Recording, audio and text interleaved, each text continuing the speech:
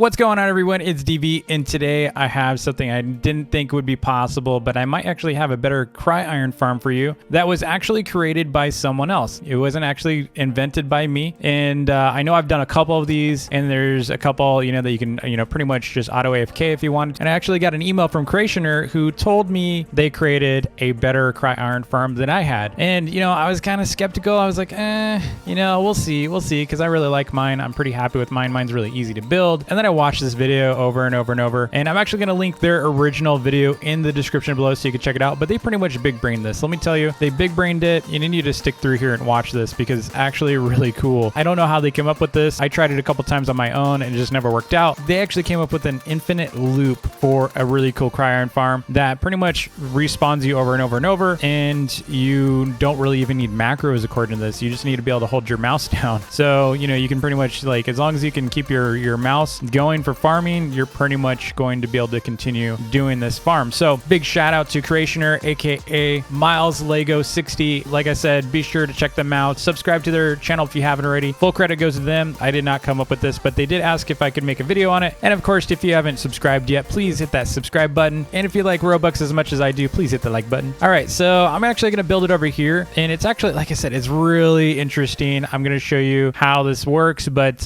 let's go ahead and set it up over here. So I'm going to get some blocks here. In Cry-Iron King fashion, we're going to actually use sand instead. We'll use sand. And then we're also going to need a bunch of glass panes. So I'm going to buy 500 sand. We don't need that much, but I'm going to go and do it anyway. And then I'm going to buy, let's see, I'm going to buy like, I'll buy like 200 glass panes. We probably won't need that. And then I'm going to buy a bunch of iron totems because we are making a Cry-Iron farm, so you kind of need totems. I'm just going to buy, let's see, I'll probably buy like 100 of these for now. We can always get more if we need it. Oh, you do need a start flag too. So if you don't have a start flag, make sure you go trade for one or something, or make one if you have the ability to. So we're going to make a little square here. It's going to be 5 by 5. Okay. So it's like 1, 2, 3, 4, 5, and then 2, 3, 4, and 5, right? That's 5. Yeah. Oops. I already fell. So 5, and then we're going to go up 5 and then around. And apparently you need to keep one of these spaces open. That's 6, not 5. Let's fix that. I can count. I promise you. I sometimes can count. Okay. All right. There we go. So that is the entrance. Let's go ahead and build it up a little bit so it's a little higher like this.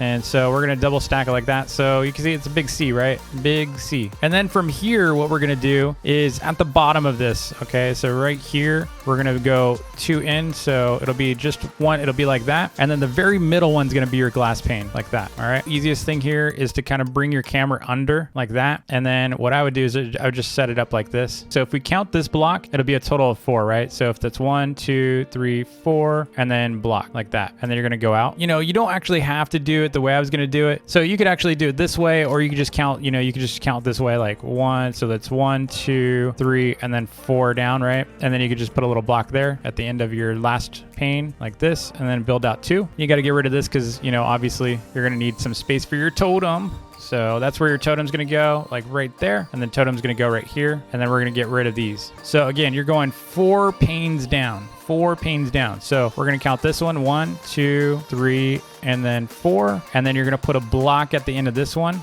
You're going to walk over, put 2 blocks. So it's going to be 2 blocks because you need the very end one's going to be your totem. And then what's going to happen is the ore is going to spawn right here, right? So let's go down. So kind of like you can see above, it's already spawned up there. And then we're going to do the same thing here. And we're just going to do this a bunch until we get to the very bottom of the void that forces you to respawn. And then after this, I'm actually going to show you how to use it. And if you keep falling like I do, if you're kind of clumsy like me, just set your start flag next to this so we can get back up there very easily. You can even do something like this temporarily. Since we're getting a little low, I'm going to go ahead and put this extension out so that we can not have to fall to our death here. So we just reached our furthest depth here. So I'm going to go ahead and drop down to this point and get rid of those last 2. And let's get rid of this. So this looks pretty good. So what we're going to do now is we're going to go back to the top, go back up here. And then what we're going to do at the top here to create our loop. In fact, I need to get a totem here as well. Did I really use coal across the board here? That's funny. I'll have to fix that. So these are the wrong totems. Rip me. So whatever you do, make sure you use iron, not coal. I don't know how that got in here. I got the right ones down here, but not up here. And this one's correct. At some point, I messed up. I think I started with the wrong totems. They're actually iron now, thankfully. So assume you're your farm looks like this already, you know, you've let this time pretty much pass. So like these things should not be blinking anymore. So if you're looking at these and they're still blinking, don't really farm yet. You got to wait until those things stop, you know, like blinking. Like this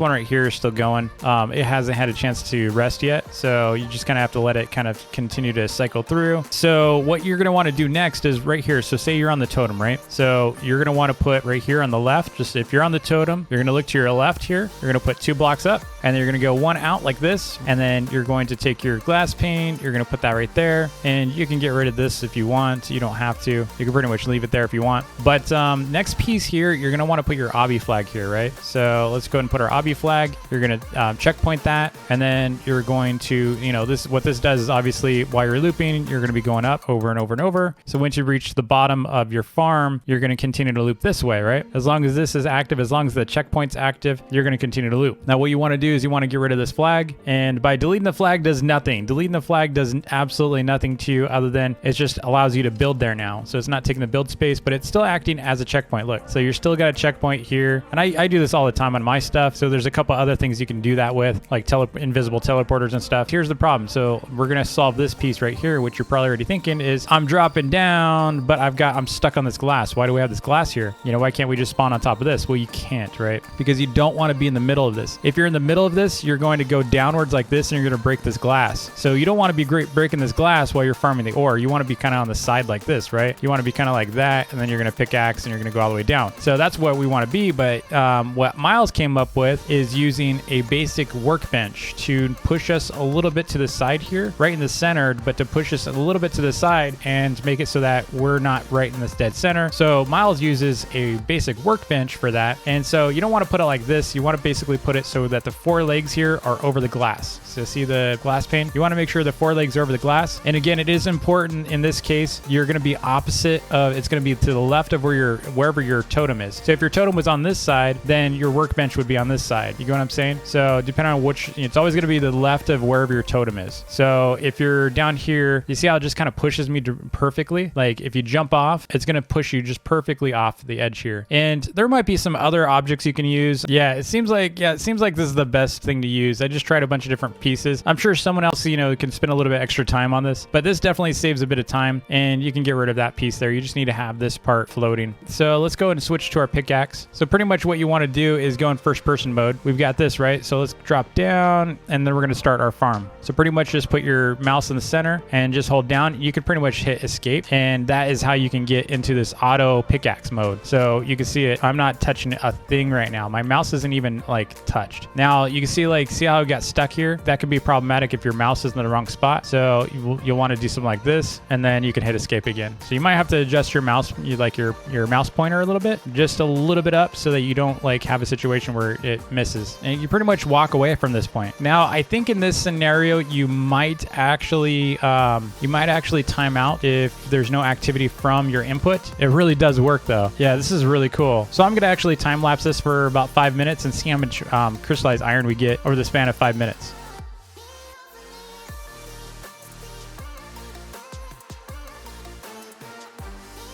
So I let this run for longer than 5 minutes and we got about 3 cry iron. That's not a lot. I have to say, like, it's not a ton, but it's actually a pretty good average. I would say that's a pretty healthy average. And the fact that you don't have to replace blocks is a huge advantage. Pretty much you can leave this and then come back, just do a little mouse click over here and there, and you should be good. So the main issue, like I said, though, is a situation where you might time out a lot, in which case that could be problematic. So you might want to macro this if you were going to do this. I would highly recommend macroing it. Otherwise, I mean, I really like it. I have to say, I really like this. I think it's worth it. I think it is pretty game changing in that, like I said, you don't have to replace blocks.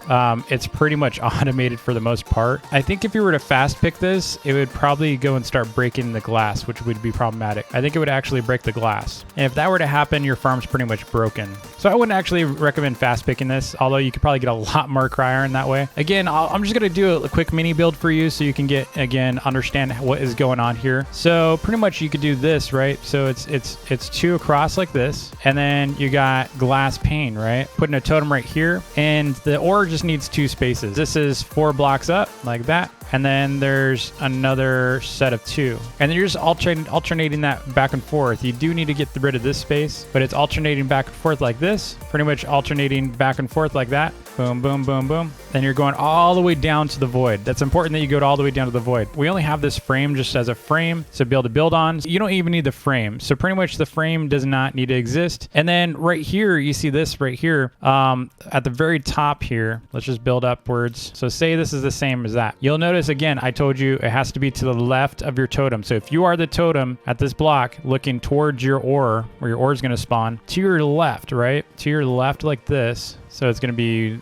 right here. You're going to come back this way. So you can get rid of this. So it looks like that, right? And then right here, you're going to do another glass pane. Just like you're going to build another level, but you're not. Right here, you're going to put the start flag right there. You're going to checkpoint it like that. You're going to get rid of it so we can build on top of it where it was. And then you're going to take this workbench here, basic workbench. Hopefully you have one. If you're not, it takes you 10 seconds to make one. And then the 4 legs of your workbench are going over this. So it should go like that. So the 2 very edge legs right here should be right directly on top of your glass pane. And that way, when you jump off and you're in first person mode, you're already on it. So ideally, you got to wait for all these to, cycle through. Like I said, that is it. That's the build though. Look at it. Super easy. Once you've done this a few times and you know the rules, and then you can just pretty much walk away, go have dinner, go play some games on your console, play something on your phone, go watch my videos on YouTube. Whatever you want to do. So thanks again to Creationer, aka Miles Lego 60, for this awesome farm. It's actually a really great creation. I hope a lot of you will actually check it out. Be sure to sub to Creationer if you'd like. I've linked their channel in the description below so you can check their original video out as well. And if you haven't subscribed to my channel yet, please consider doing so. That'd be awesome. As well as hit that like button if you'd like Robux, because I do. I'm wishing you all an awesome rest of your day, and I will see you all tomorrow. Peace.